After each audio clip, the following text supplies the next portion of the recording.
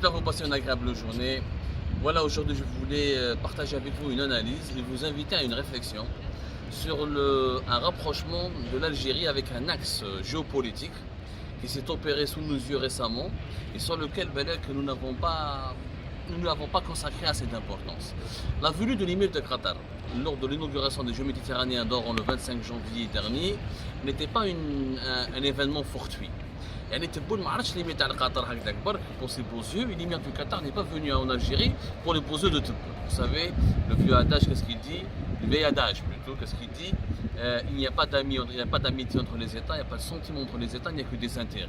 Si le Qatar a envoyé son émir en Algérie à Oran pour les Jeux méditerranéens d'Oran, pour la 19e édition des Jeux méditerranéens, c'est qu'il y a un message politique derrière. Le message politique, c'est lequel? L'Algérie a rejoint officiellement l'axe Doha-Ankara dans la région du Moyen-Orient du Maghreb contre l'axe Rabat-Abu Dhabi-Tel Aviv. Il y a deux axes en ce moment qui sont en train de se disputer le leadership régional. L'axe Rabat, Israël, Tel Aviv avec Abu Dhabi, les Émirats. L'Arabie Saoudite qui est derrière et qui ne s'implique pas beaucoup dans cet axe-là, mais elle est beaucoup plus proche, elle est très proche de cet axe-là. Même si elle ne veut pas normaliser ses relations avec Israël et Tel Aviv, elle laisse Abu Dhabi, les Émirats, la représenter auprès des Israéliens. Le Maroc, en Afrique du Nord, est devenu le principal sous-traitant du lobby israélien dans la région et le principal allié d'Israël. Le Caire qui a rejoint aussi cet axe-là et qui joue un rôle très important au Moyen-Orient.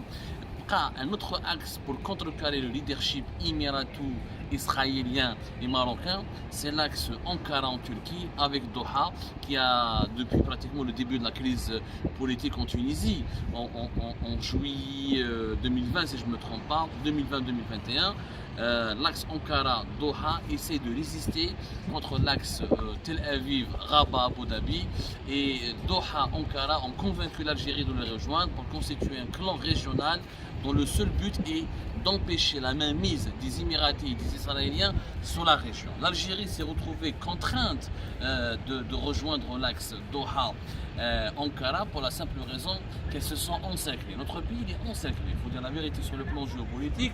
Je ne dis pas ça pour arranger les intérêts du régime algérien, parce que je dis que le régime algérien, au contraire, je suis l'un de ses plus grands critiques.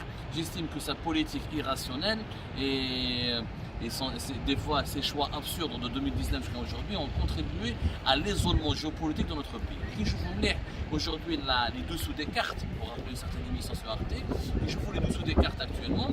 Je vous mets l'Algérie, les encerclés, le Maroc qui a fait une alliance solide et militaire avec Israël, la Libye dans laquelle les Émirats et les Saoudiens et les Égyptiens soutiennent Maréchal Haftar et même s'ils n'ont pas conquis le pouvoir totalement et à cause de la Turquie qui a bloqué ce projet en soutenant les clans de Tripoli, le Sahel qui est devenu un volcan dans lequel la Russie et la France se disputent, il y a une véritable guerre froide entre eux, le Qatar et les Émirats jouent aussi un rôle important, la Turquie essaie aussi de s'impliquer en Afrique subsaharienne. La Tunisie, qui est le théâtre d'une véritable guerre géopolitique et diplomatique menée par les Saoudiens et les Émiratis contre les Qataris et les Turcs, qui sont les soutiens de parti d'Al-Nahda, que le président tunisien voulait démanteler et chasser de la scène politique. Il y a un nouvel ordre régional dans lequel l'Algérie est de plus en plus isolée, de plus en plus encerclée. L'Algérie qui ne veut pas normaliser ses relations avec Israël, l'Algérie qui ne peut pas faire partie du clan où son adversaire le Maroc il occupe le rôle de figure majeure, a décidé donc de faire une alliance avec les Qataris et les Turcs, une alliance d'abord qui sera sécuritaire, une alliance qui sera économique, et vous allez voir que les Qataris vont essayer d'investir beaucoup en Algérie, vont aider beaucoup l'Algérie, parce qu'ils ne veulent pas que les Émiratis et les Saoudiens soutiennent les autres pays voisins, et là leurs intérêts sont totalement menacés. Même il n'y a plus de coupure, officiellement il n'y a pas de guerre froide, il n'y a pas de brutalité directe, de coupure des relations diplomatiques directes entre Doha et Riyad et Abu Dhabi, mais la froideur elle est toujours là, la concurrence elle est terrible, et les deux pôles dans les pays du Golfe, les deux pôles richissimes des pays du Golfe, Doha de côté et Abu Dhabi et Riyad de l'autre côté soutiennent des projets idéologiques différents, des projets politiques différents et ont une vision régionale totalement différente. L'Algérie, en rejoignant l'axe Doha-Ankara, est-ce qu'elle est gagnante? Je dirais oui. Elle est gagnante parce que ça lui permet d'avoir des alliés et de rompre un petit peu son isolement diplomatique. Qu'on le veuille ou non, la Turquie est une puissance régionale majeure et le Qatar est un acteur régional majeur. Les deux puissances ont de l'argent, ont de l'influence, ils peuvent soutenir l'Algérie lors d'une grave crise qui pourrait la menacer, notamment au niveau de ses frontières. Ceci dit, l'Algérie ne peut pas se contenter de ces alliances-là parce qu'en face, le clan, ce qu'on appelle le clan du Negev, le clan du Negev, parce que dans le désert du Negev, à la fin du mois de mars 2022, rappelez-vous le 27 et 28 mars, il y avait une grande rencontre régionale, le forum du Negev. C'est la première fois que Israël réunit plusieurs pays arabes, dans l'Égypte, dans le Maroc, dans le Bahreïn, dans les Émirats arabes unis, pour parler des questions régionales. Le clan est en train de prendre vraiment de la puissance, il profite de la guerre qui a été lancée par la Russie de Poutine contre l'Ukraine et qui est devenue une guerre, pratiquement une deuxième guerre mondiale déguisée, je le dis toujours, l'Occident d'un côté et la Russie de Vladimir Poutine avec Pékin comme allié de l'autre côté. Ce clan des Émiratis, Israéliens, Marocains, Bahreïniens et Égyptiens profitent de cette situation pour renforcer ses rapports avec l'Occident, notamment avec les États-Unis d'Amérique, en espérant imposer sa mainmise sur la région. C'est un sujet très complexe que nous n'allons pas expliquer dans une seule émission, mais il est important de comprendre les nouveaux enjeux et il est important de comprendre que le Qatar est en train de miser sur l'Algérie récemment pour l'utiliser comme un cheval de Troie dans la région.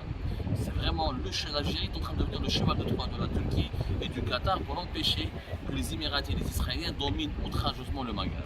L'Algérie est une puissance, elle a le droit d'avoir, elle devrait être une puissance. Malheureusement, on est devenu un petit nain ces derniers temps et on a été réduit à chercher une alliance avec le Qatar, alors que normalement c'est le Qatar, qui est le petit Qatar qui cherche la protection de la grande Algérie ou là qui cherche le soutien de la grande Algérie et pas le contraire. Mais surtout ça depuis 2019, nous payons les conséquences de la crise politique qui a ébranlé notre pays en 2019 et l'instabilité chronique qui était dans notre pays en 2019, même depuis la chute du régime de Bouteflika, ensuite la pandémie de la Covid-19 qui a ébranlé totalement notre économie. On est devenu de ce fait-là un pays faible. Et un pays faible est devenu une proie facile. Pour cesser d'être une proie facile, il faut qu'on retrouve notre prestige. Pour retrouver notre prestige, nous avons besoin de quoi? Nous avons besoin de bâtir une économie et de bâtir surtout des relations politiques basées sur l'intérêt.